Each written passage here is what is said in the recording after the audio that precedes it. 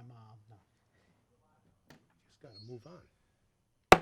Good morning, everyone. I'd like to call the LPA meeting to order.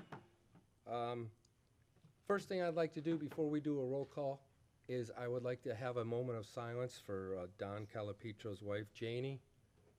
If we can just have a moment of silence, please.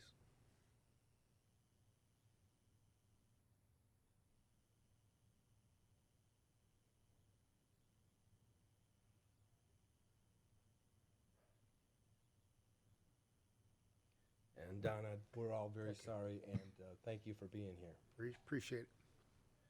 Okay, can we do a roll call, please? Chairman Maturo, Here. Robert Lombardo, Here. Steve Lohan, Here. Don Colapetro, Here. Robert Bornstein. Yeah. Any public comments? Okay, with no public comments being seen or heard, we're gonna go right into a review of the following land development code amendments for consistency with the City of Bonita Springs Comprehensive Plan. All right. Good morning, Chairman, LPA members, and members of the public. Jacqueline Genson with Community Development, Planning and Zoning Manager. We do have a series of amendments before you. There's 5 different specific sections. I do have certain representatives of staff that are here to walk you through those conceptually. If you have questions, you're welcome to go ahead and answer them, and I would recommend doing it as we go through each topic, if you will. These amendments, council is aware that we are asking these changes, and we do plan to have them scheduled for first and second reading in September. So with that, I have Sean Gibbons, who is our bike pedestrian coordinator for the staff. He also is our reviewer for environmental and landscape matters on some of our projects, and he worked with the Tree Advisory Board on some of the amendments. And then I have Stuart Smith here with engineering to go ahead and cover the changes for Chapter 3 on the pipe materials. And then we have Mr. Fegon, who is here to talk about the zoning matters for mobile food vendors. And then myself, and with the assistance of Derek, we can talk about the home occupation changes. So with that, I'll lead it to Sean. Thank you.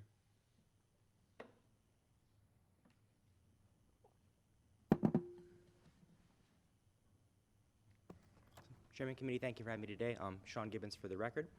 I'm the bicycle pedestrian environmental planner for community development. I think I've talked with a few of you kind of separately. I've appeared before the board a few times. It's not my bailiwick, but I am here today to go over some revisions we've made to first our bike ped code and then our landscape code.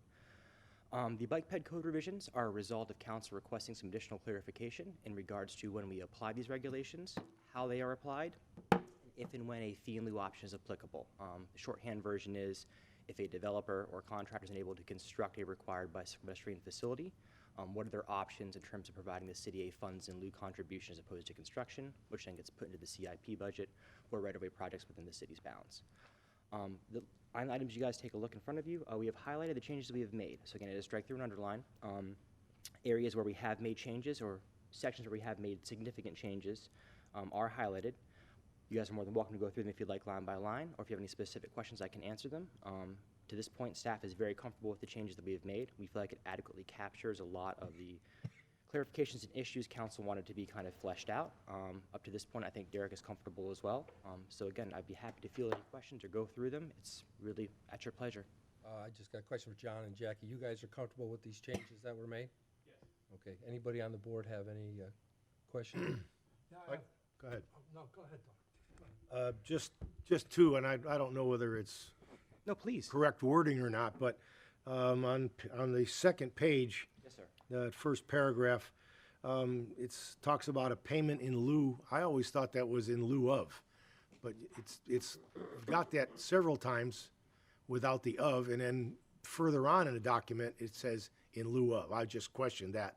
Yeah, I mean, that's something we can touch up grammatically. That was Okay. how it was originally posted in the initial text, but I mean, Okay. for grammatical purposes, that's a very easy catch. I think actually there was a spot where I think I've already changed the word along to adjacent, just to keep it a little cleaner. So there are some minor catches like that, but as far as major content, it's largely the same. A lot of it was correcting code sections and kind of providing some clarity. But yes, The other, is on other number 2, about midpoint down, it repeats provided. provide for. Yep, I got that one as well. Yes, sir. Yep. That's all I have so far on that one. Perfect. Okay, you took one of mine away. When undeveloped plots of land, Yes, sir.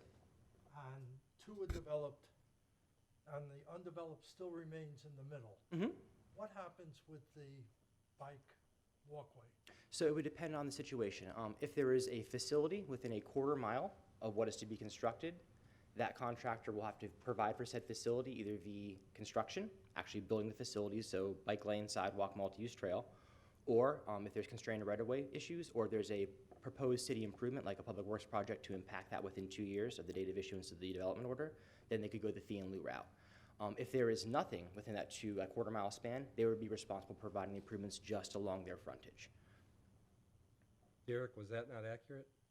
No, it was, I think a more direct answer was, if there were two lots and each one had built, there would be in between, unless it was a larger development and they had to construct past that lot, it would be left alone until that lot developed.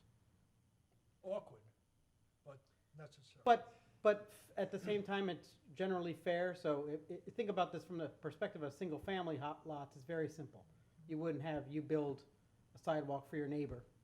But when it comes to a development that's gonna have a number of individuals living in it, the benefit is to connect them to the system, because it's not just one house and one property owner, it's gonna be multiple owners who are gonna be utilizing it. So there's the link to the broader system. So we cut that off at the half mile. Yeah, the quarter mile kind of watershed. Thank you. You're welcome, yes, sir. Any other, Bob, you got anything? Okay, thank you. Fantastic. Would you guys like to jump to the landscape code changes, or do we need to take a vote on this separately, Derek? I don't know.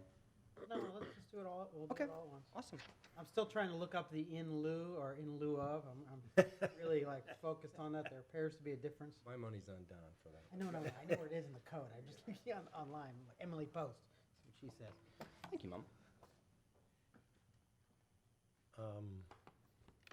I'll give you guys a little background while Jackie brings it up. So these landscape code changes are a result of some recommendations that staff and members of our tree advisory board put together. I kind of categorize them as relatively low-hanging fruit. They're not significant changes, but they're impactful in terms of the end product that will result when we do our landscaping. A lot of them address things like providing for additional native requirements, increasing the size of buffer shrubs, providing additional space for canopy trees, addressing some concerns with mulching to prevent kind of some diseases we're seeing showing up in terms of root rot and Ganoderma, fungal infection around palms. So a lot of it is just kind of things we cleaned up with them. We've had it reviewed by arborists, master gardeners, landscape architects, engineers, our staff, tree advisory board. Again, this is something that staff is very, very comfortable with, something that the tree advisory board is very passionate about.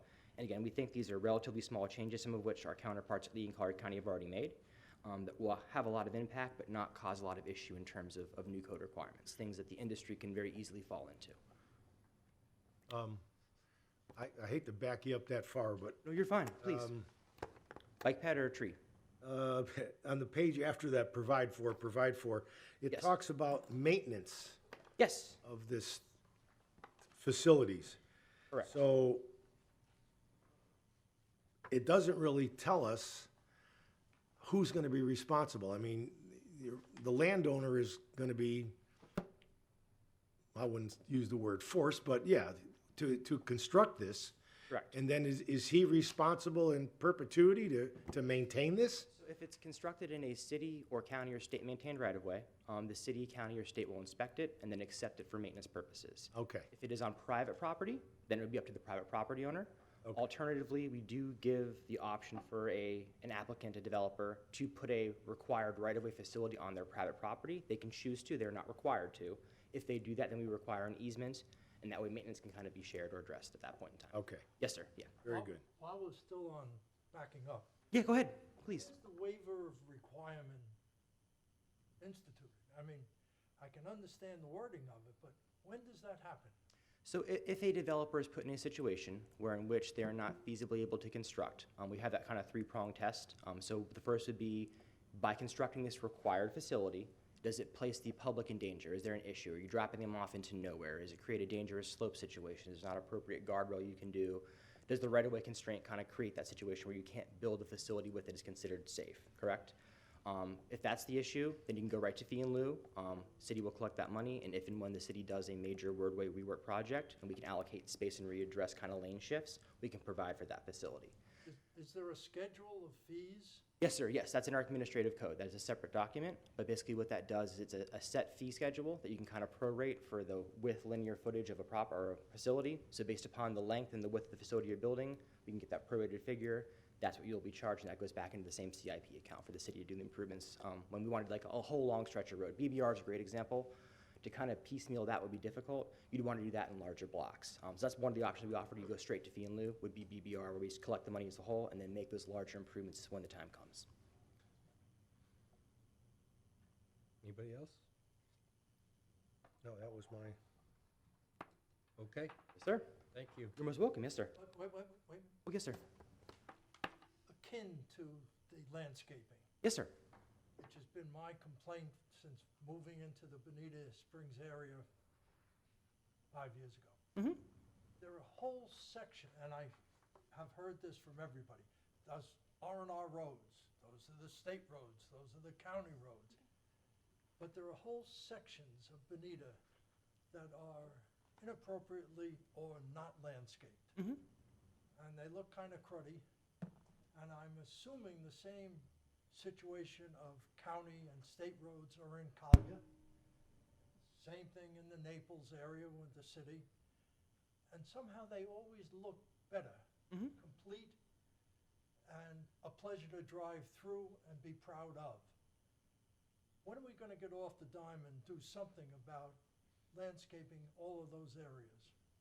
That's a fantastic question. That's not one that I personally know. That'd probably be best addressed by our public works team or management staff. Our department really deals with more private I'm property. getting the same answer from Yeah. Matt. Yeah, let's, John, why don't you weigh in on that for a minute, please?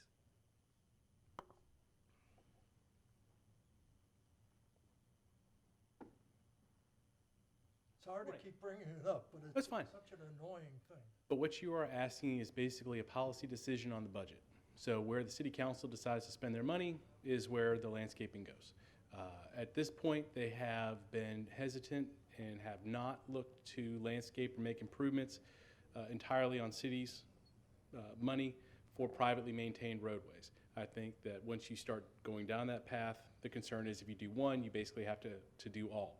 And at this point in time, I don't know if it was just a landscape question, it would be that big of a deal, but now you're talking about maintenance of the roadway and also the number of roads that are involved, because there are a significant number of privately maintained roads that were built sometime between 1920 and 1970. So very few of them, if any, are built to city standards. But how about the major roads? The Bonita Beach Causeway, or whatever you call it? So Bonita Beach Road, US 41, and most of Imperial Parkway are county-maintained roads. And the county is happy to turn over maintenance for those to the city, as I understand it. However, once you accept maintenance, you accept maintenance, and you accept all costs that are associated with it. And right now, the policy has been that we're not looking to increase the amount of maintenance responsibility that we have. I know it's not this problem, this group's problem, but the city has adequate numbers, dollar numbers, in their coffers right now. They're getting more and more development, most particularly down east of 75 on Bonita Beach Road, and then furthermore. There's more than enough money, having spoken to Fred Forbes about this numerous times, and he tells me, and I'm assuming it's the truth. All right, Bob, we're gonna stay on task right now, because basically, we could beat Yeah, this. I'm with- sorry of wasting a minute. No. Your comment is very appropriate, but it's appropriate for the city council because they're the ones that tell you where they're going to be writing their checks, essentially. Basically, at this level, we can't do a thing about it, but thank you. Okay, Yes, sir.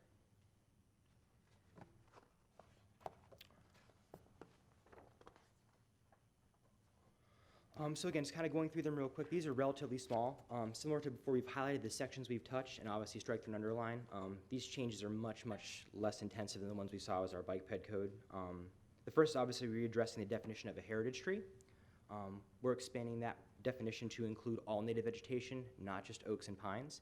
The idea is once a tree reaches a certain size, we afford extra protections to it, try to help developers through the process of preserving said trees, and in the event they have to remove them, There's a process to replant a mitigation tree, 20-foot size.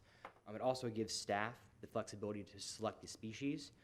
Currently, it's a like-for-like replacement, but depending on planting situation or development pattern, perhaps a different native tree would be a more appropriate option for that site, and that gives staff the ability to kind of work a little more with the applicant to make sure it's the right tree in the right place. He's got a question. Yes, sir. Please go ahead. Don. Page 4, Yes, sir. the very bottom, Yes, sir. there's no list. It talks about invasive exotic plants include. Oh, yes, None. sir. So for what we gave you guys was an abridged version of the code. So we grabbed the chunks that we were touching as opposed to giving you like the full 24 sheets to look over. Okay. Yeah, so I apologize, I should have clarified That's that. all right. Yeah, the version you have is the abridged version, so we kind of broke down the sections. We just want to show you what we were actually changing as opposed to giving you a whole code to look through. There is a list provided. So there is that list itself that lists out the major issues, and it references some exotic species lists provided by the state as well. We're also working on putting together audiobook formats. You know, Yes. Okay. Yeah, yes, sir. No, that is provided. Yes, sir. On the next page, on page 5, Yes, sir. Real quick, Don. go ahead. Steve brought up a good point. Yes, sir. So that list did not change? No, sir. No, we have not touched that at all. No, sir. Page 5, number 3, Yes, sir. just a couple of typos. Yeah. At the time of planning, Perfect. Got it. and a root barrier. Okay. And I don't know if this is the right forum for it, but some of these plantings, especially in parking lots and there's one gem right outside City Hall, that stuff that they put in the median has got to be kept low. Because when you pull in there, especially if you're in a car that doesn't have a lot of height, you can't see oncoming traffic. And that's just a recipe for disaster. So we actually have a portion of the code called the visibility triangle. It actually regulates height of vegetation at those Okay. areas, the conflict points. So basically, you want that clear window where you Yes. can see. Again, if you have a super low car, it can be a bit of a challenge, Uh-huh. or a super high one. But like at that sweet spot, where we catch that. Yes, sir. Okay. Yes. Thank you. You're welcome. Yes, sir. No further questions? Okay, Fantastic. thank you. Guys, thank you so much. I appreciate your time today. Thank you very much.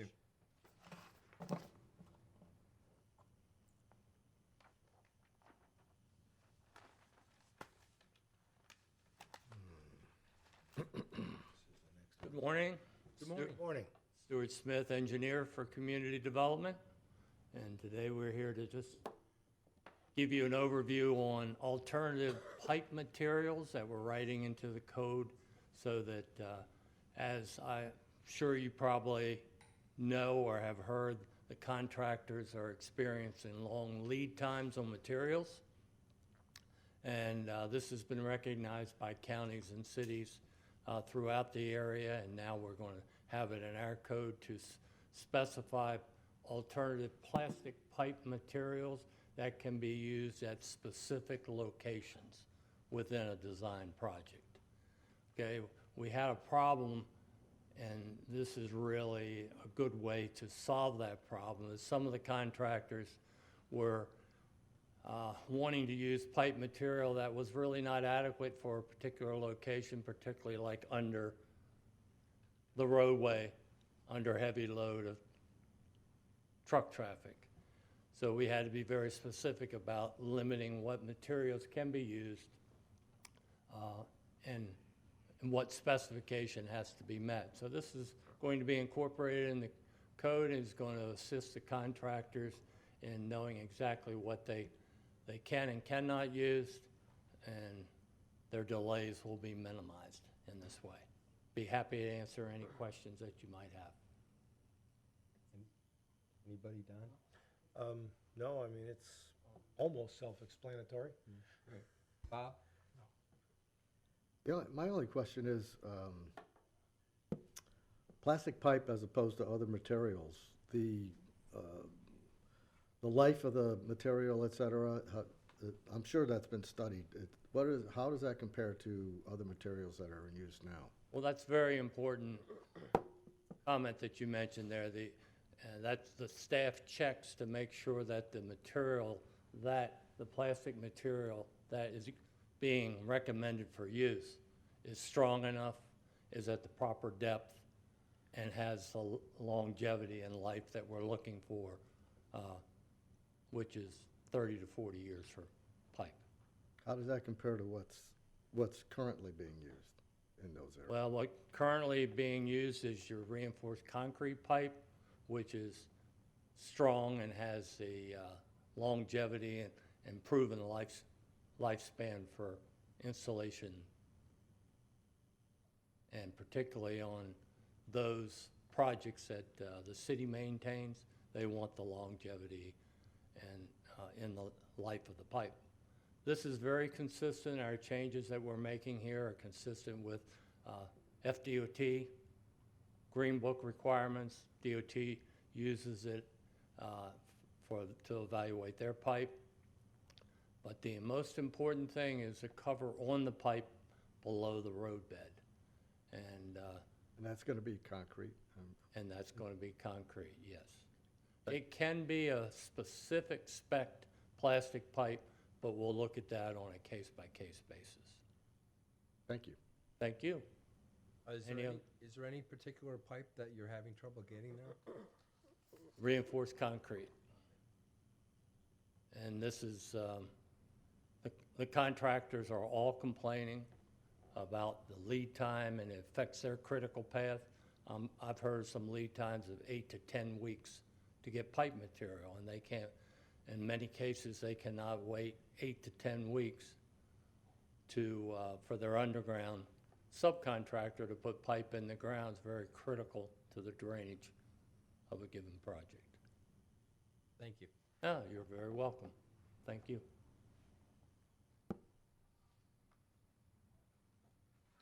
Okay, moving on.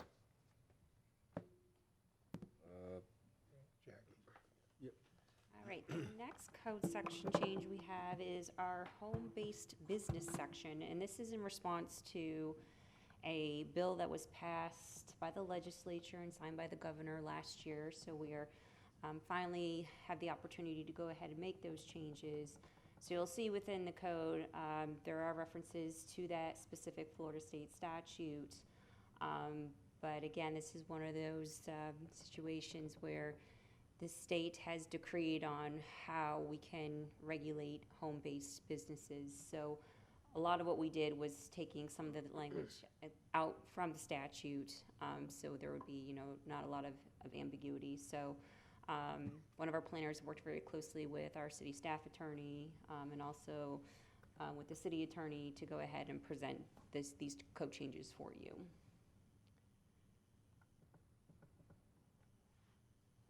So if there's any specific questions on sections, we're happy to go ahead and answer those for you.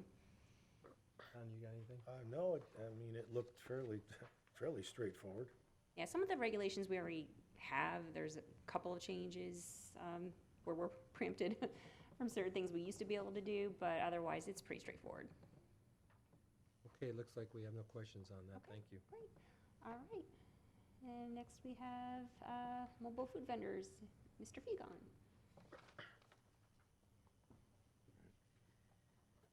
Good morning, Mike Fegun with Community Development for the record. The mobile food vendor changes that you have before you, I hesitate to even say changes, they're more clarifications than anything. The bulk of the ordinance remains the same. Essentially, a few years ago, this ordinance was updated as a result of a state statute that's somewhat limited a municipality's ability to provide direct legislation for mobile food vendors themselves. What we can do is we can regulate the locations of where these mobile food vendors can go. So this ordinance is very heavily centered around permissible locations and locational standards, but not standards for individual vendors. So there was some confusion about an application that was brought before council related to a mobile food vendor. So these clarifications are coming out of that conversation with council about wanting to go ahead and make it a bit more clear and more easily digestible. So we have the strike-through underline for the requirements and the submittal requirements. There were 2 items on here that we wanted to get your feedback on specifically.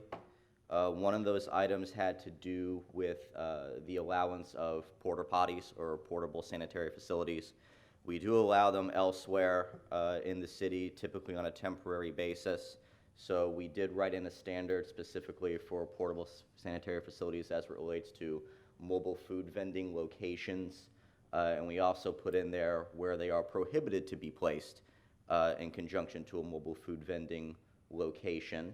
So we wanted to get your feedback on whether or not you felt that was appropriate wording there, or if perhaps we should just look to an all-out prohibition of potential porta potty facilities. And the second thing that we were looking for your feedback on was, right now there is a distance separation requirement between vending locations of, I believe it's 250 feet. And the suggestion is, should that be made a little bit larger? Should it be perhaps 500 feet or something along those lines? So if you have any feedback on those specific areas for us.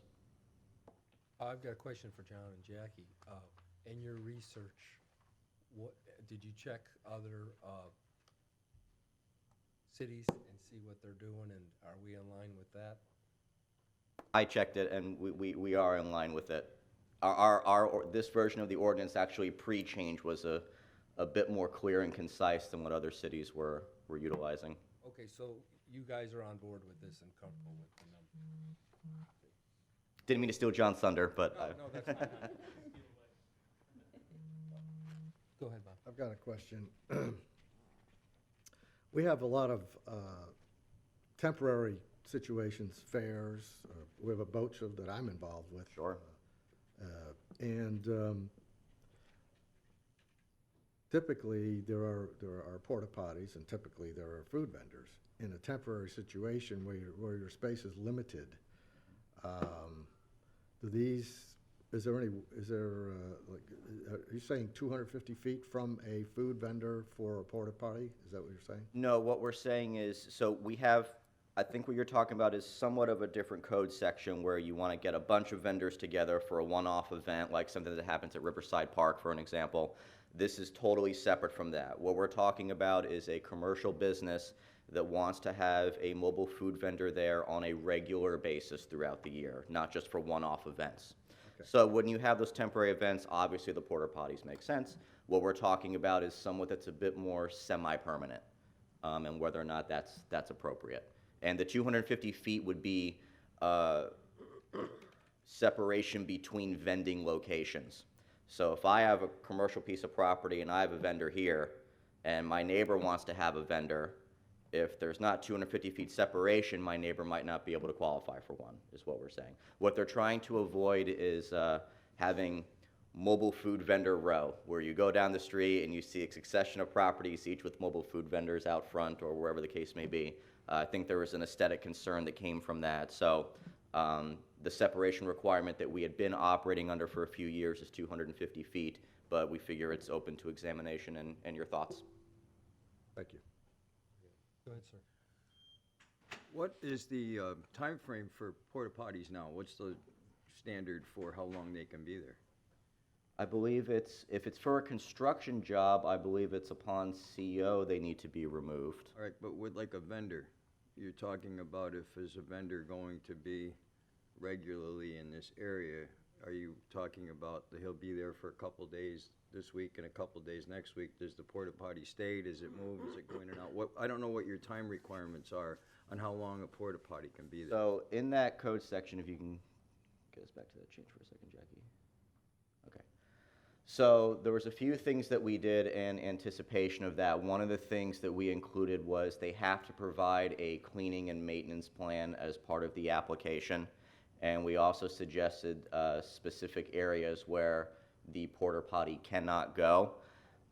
Essentially, it's a way of stopping short of it's an interesting thing right now because we've never had a mobile food vendor exercise the porta potty option because we don't allow mobile food vendors to go on vacant sites. There has to be an active building infrastructure and active commercial use already on the property. So all the applications that we process, the answer to that question has been, we're going to use the facilities associated with the business.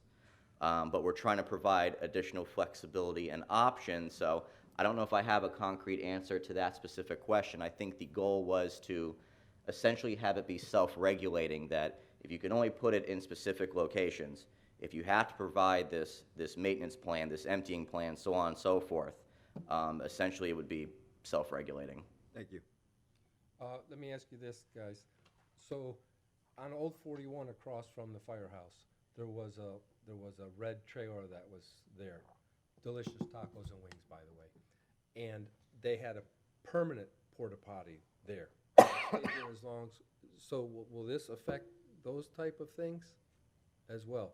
Well, for the downtown example is interesting because I believe that one's grandfathered in, right? And there was oh, it's gone. Oh, there we go. Unfortunately, it's gone. And we don't allow one-off mobile food vending downtown. We'll have the mobile food vendor park that you have that just got approved near Riverside Park, and that's the only allowable mobile food vending product downtown right now. Who gets the permits for that, the Mathis site? Is that them that gets the permits for all of them? Or do each one of the mobile food vendors have to get a separate permit? So all the mobile food vendors are required to go through their state permitting process with the health department and inspections and things like that. But as far as the process we're talking about, essentially there's two ways you can do it. Most of the time what you get is the property owner submitting the application, because again, we're not permitting an individual vendor, we're permitting a location on their property. So we get a lot of the applications come from the property owners themselves saying this is what we'd like to do. But the mobile food vendors themselves are still going to be required to keep up with all their state permits. There's a provision in there that isn't changing that says that if the city wants to pop by for an inspection, you have to show your insurance, you have to show proof that you are registered with the state. So they still have to have all those things on file even though we're not permitting them individually. I notice on that same page that it does say you have to have proof of insurance. Yes. But you eliminated the monetary limits, so to speak. There's no, so, I mean, somebody's gonna try to get in there with $100, insurance policy. Yeah, the issue that came from that section had to do with wanting to list a specific dollar amount and tie it to a specific mobile food vendor on the insurance policy.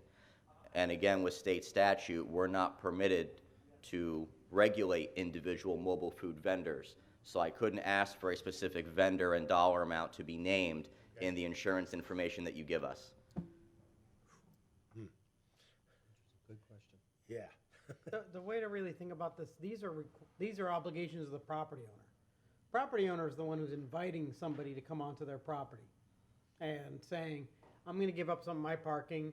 I'm probably going to let the people who use it connect to my power, dump in my trash, use my bathroom if necessary. So our requirements are really on the site and then the property owner, because the state said, hey, look, we already regulate the trucks themselves, the kitchens, everything else, so you can't duplicate that scenario. So you want to regulate the property owner and where it goes, that's totally appropriate. But if you want to regulate the actual trucks, no, that's not appropriate. So we tell the property owner, look, you can tomorrow can be barbecue, it can be tacos after that, it can be, fish fry the day after that, it can be whatever you want, but you're the one we're holding responsible. So we want to know, where they're parking, how many spots they're taking up, if you're going to have outside chairs and things like that, where's the bathroom? We're requiring all that of the property owner. So on the food park, that's gonna be Bonita's, I would imagine. Who sets the regulation there as far as insurance? Isn't that city property? It's no longer city property. It was sold. The property was sold.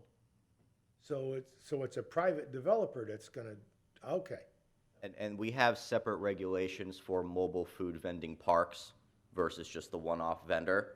So they went through the permitting process under the mobile food vending park section, which also required getting a special exception from the zoning board and city council, and they have a complete separate list of requirements that they have to abide by. Okay. Any other questions? Thank you. Thank you.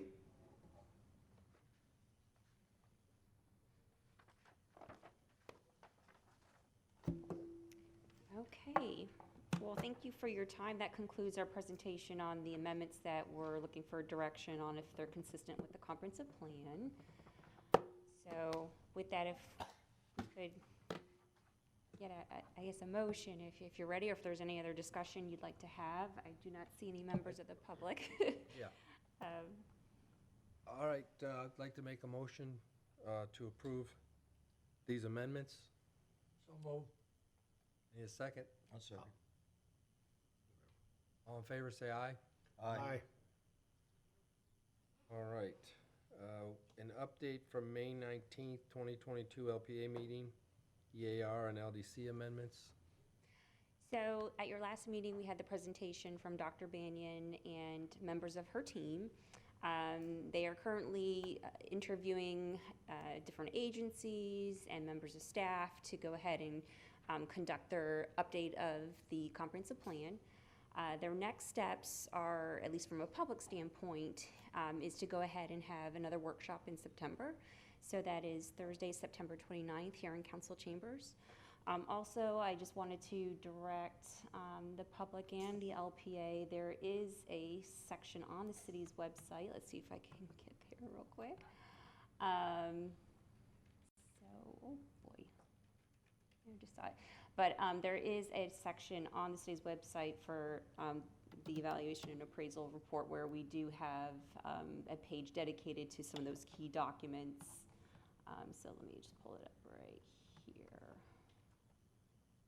There's definitely a more direct way to get that, and I can go ahead and send that out to you. But we do have a website page dedicated to certain documents, so if members of the public would like to see progress or upcoming steps, they're welcome to go ahead and check that webpage out. So that's the update on the EAR. In terms of the Land Development Code amendments that this board also heard, those were the changes to parking and public notification requirements. We did go ahead and update the public notification requirements based on input from this board in terms of specifying the distance requirements. And those amendments were approved by the City Council, and they are adopted and effective. And that's what we have. Thank you very much. Great presentation, guys. You and your staff did a great job. Thank you. We really appreciate it. I'm doing this backwards, but before we go on, I'd like to welcome Steve Lohan. We're honored to have him. Steve's been a fixture part-time at Bonita since 1979. He's a full-time resident since 1984. Has been part of the Fire Commission Board for the Special District, and since 2008, 2010, he's been chairman of the board since then. And we're just really glad that you're on. I know you're gonna bring a lot to this board, so thank you. Thank We you welcome for having me. Next meeting is when, Deb? Your meeting in September yet? Yeah, if we have any agenda items, would be in September. We tried to do it on the second week of the month, but Is that the month? Undetermined at this point? undetermined at this point, because I don't believe we have any items scheduled. Okay. Thursday? Yeah, is that the one? That is bad. Okay, so what's the chance of moving that to the third Thursday? And then I'm gonna see what the board likes. I like the 9:30 start time. Do you guys like it?